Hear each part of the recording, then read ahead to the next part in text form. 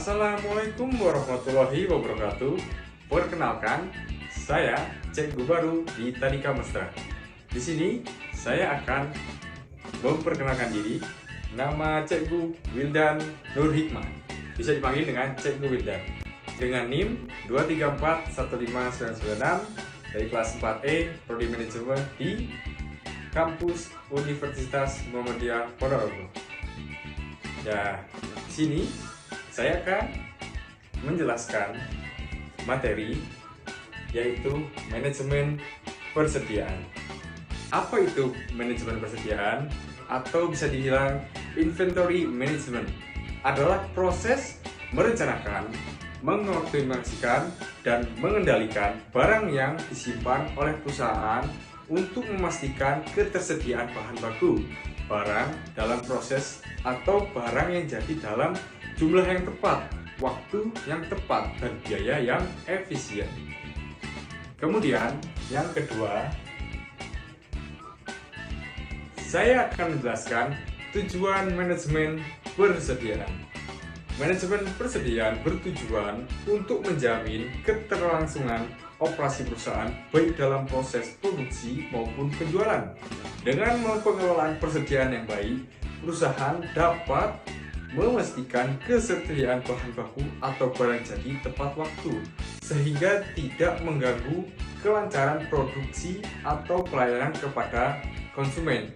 Ini penting untuk menjaga kontinuitas bisnis dan kepuasan pelanggan. Selain itu, manajemen persediaan membantu menghindari kelebihan stok atau overstock yang dapat menyebabkan biaya penyimpangan tinggi, misalkan barang atau kadar luarsa. Sebaliknya, manajemen yang buruk juga bisa mengakibatkan kekurangan stok atau stock out yang mengganggu proses bisnis. Maka tujuan akhirnya adalah mencapai keseimbangan optimal antara jumlah persediaan dan biaya yang timbul. Kemudian, poin yang kedua, saya akan menjelaskan jenis-jenis persediaan. Persediaan dalam perusahaan umumnya dibagi menjadi 4 kategori utama. Yang pertama adalah bahan baku, yang kedua adalah barang dalam proses, dan yang ketiga adalah barang jadi, serta barang yang keempat adalah barang pembantu atau disebut cadang. Bahan baku adalah komponen utama yang akan diolah menjadi produk. Barang dalam proses adalah barang yang belum selesai diproduksi. Kemudian barang jadi adalah produk akhir yang siap dijualkan kepada konsumen. Kemudian bantu seperti pelumas, pembersih, atau suku cadang mesin yang merupakan bagian dari persediaan meski tidak langsung menjadi bagian dari produk utama. Pengelolaan keempat jenis ini harus dilakukan secara terintegritas karena saling berkaitan. Ketidaksesuaian dalam suatu jenis persediaan bisa menghambat seluruh mental pemasok perusahaan. Kemudian, materi ketiga yang saya akan jelaskan adalah sistem manajemen persediaan. Ada beberapa sistem yang digunakan dalam manajemen persediaan, yaitu sistem periodik mencatat dan mengakumulasi persediaan dalam periode tertentu, biasanya bulanan atau tahunan. Sementara sistem prospektual mencatat setiap transaksi keluar masuk barang secara real time menggunakan bantuan teknologi. Kemudian yang kedua yaitu sistem just in time atau JIT adalah pendekatan modern meminimalisirkan jumlah persediaan dengan menerima barang hanya saat dibutuhkan. Ini mengurangi biaya penyimpangan dan resiko kerusakan. Namun, JIT menuntut koordinasi yang sangat baik dengan pemasok dan sistem informasi yang cepat serta akurat. Kemudian, saya akan menjelaskan metode penilaian persediaan. Jadi, penilaian persediaan sangat penting dalam menyusun laporan keuangan. Metode FIFO first in first out yaitu mengasumsikan barang yang pertama masuk adalah barang yang dijual. Ini cocok untuk barang yang mudah rusak atau memiliki tanggal kadaluarsa seperti makanan atau obat-obatan. Kedua yaitu mode LIFO atau last in first out, mengasumsikan barang yang terakhir dibeli adalah yang pertama dijual. Sementara metode average cost mengambil nilai rata-rata dari semua barang atau menentukan harga pokok penjualan. Pemilihan metode tergantung pada jenis bisnis dan strategi keuangan perusahaan. Dan saya akan menjelaskan perencanaan kebutuhan persediaan. Yang pertama yaitu perencanaan kebutuhan persediaan dimulai dari analisis permintaan pasar dan proyeksi penjualan. Perusahaan harus bisa memperkirakan kapan dan berapa banyak barang yang dibutuhkan untuk produksi atau penjualan. Perencanaan ini membantu mencegah kekurangan atau kelebihan stok, yaitu metode EOQ, Economic Order Quantity, sering digunakan untuk menentukan jumlah pembelian optimal agar biaya total persediaan bisa ditekan. EOQ mempertimbangkan biaya pemesanan dan biaya penyimpangan untuk mencapai efisiensi maksimum.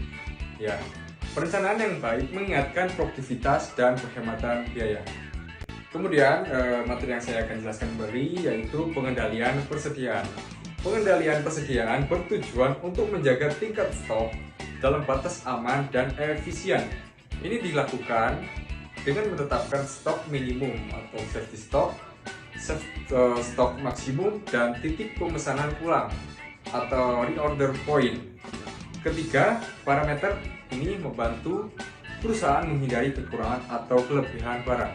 Selain itu, pengawas secara fisik melalui pengecekan stok rutin sangat penting. Audit berkala serta sistem pelacakan digital seperti barcode atau RFID memudahkan pelacakan barang. Pengendalian yang baik mencegah kerugian akibat kehilangan atau kerusakan barang. Kemudian materi selanjutnya yang akan saya jelaskan yaitu biaya dalam manajemen persediaan. 3 jenis biaya utama dalam manajemen persediaan adalah biaya pemesanan.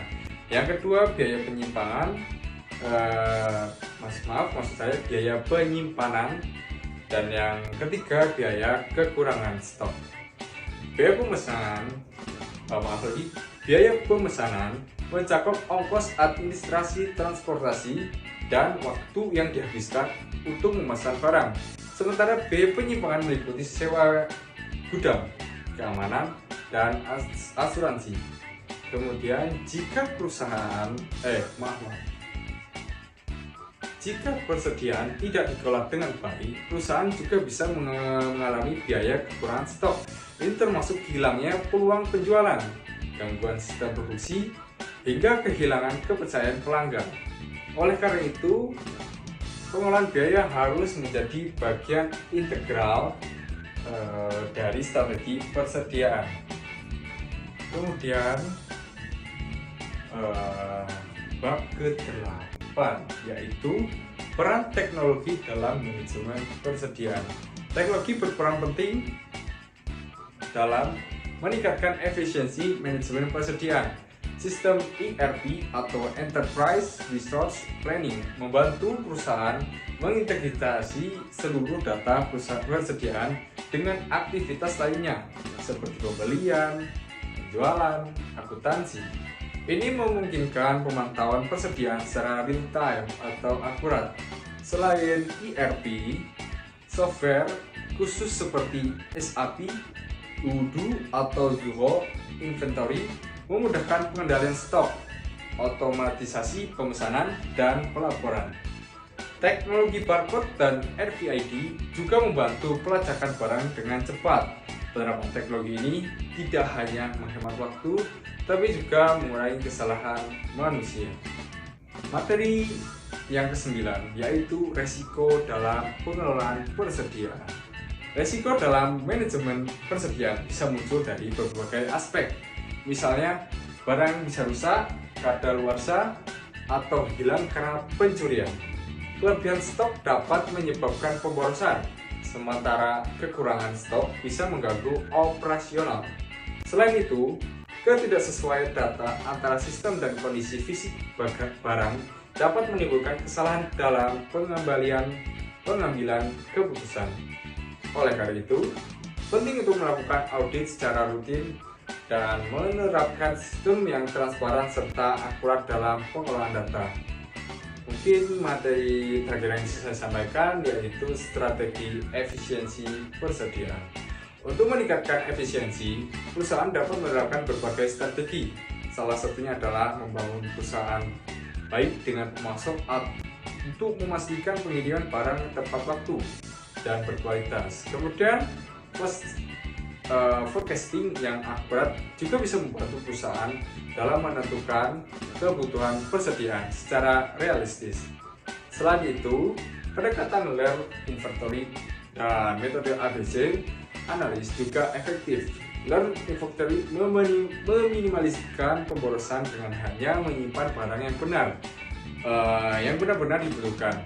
ABC analis mengkelompokkan barang berdasarkan nilai dan volume sehingga perhatian lebih besar bisa diberikan pada barang yang berdampak terhadap biaya dan penjualan. Mungkin sampai situ penjelasan dari Cebu. Bila ada salah kata, mohon maaf. Sekian, terima kasih. Wassalamualaikum warahmatullahi wabarakatuh.